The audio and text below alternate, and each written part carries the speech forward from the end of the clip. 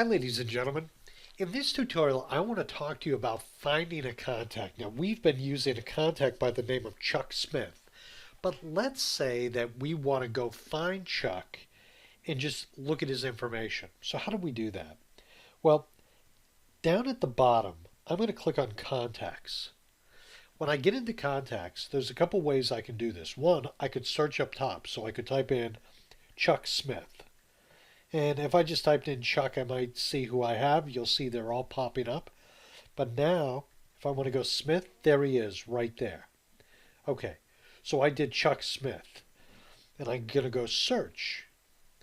Click right on him, and here's all his contact information. Now, across the top, you will see we have the contact details. As I move over and with my finger just scroll over to the right, I can see activities by clicking on that.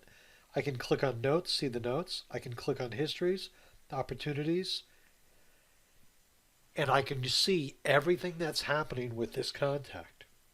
So if I want to go in and edit something, I can click on contact details. And at this point, if I want to edit this, I can scroll down a little bit, click on done to get this out of the way. I'm going to click on edit, and now I can edit the contact info. Let's say he's not the president or the owner, but he's something else. Let's say he's the chairman. Well, I'm going to choose chairman, and now I've filled that in. Okay, so if I just go up and down, I can fill in all this information. You'll see I have all this great information from my synchronization with my main database. So all I did here was change the title of this particular person. I'm going to click Done. If I want to choose an activity, I can clear an activity here, or if I go down to the bottom right and click on the plus sign, I can create a new activity. So let's say I want to create an activity. I'm going to say Chuck Smith 5.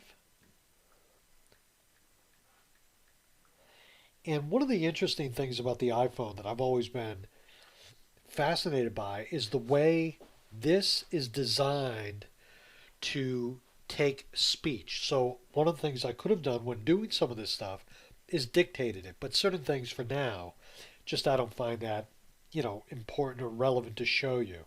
So at this point, we can click on the little gray bar. Let me go back to that. I'm going to click cancel. And again, this little gray bar right in the middle, I clicked on that, and I'm going to schedule it for Wednesday, June 3rd at 5:52 p.m. I'm not going to make it timeless. I'm going to go up and click on Done, and now I've scheduled that component. If I go all the way down to the bottom, I've seen all the stuff I need to see.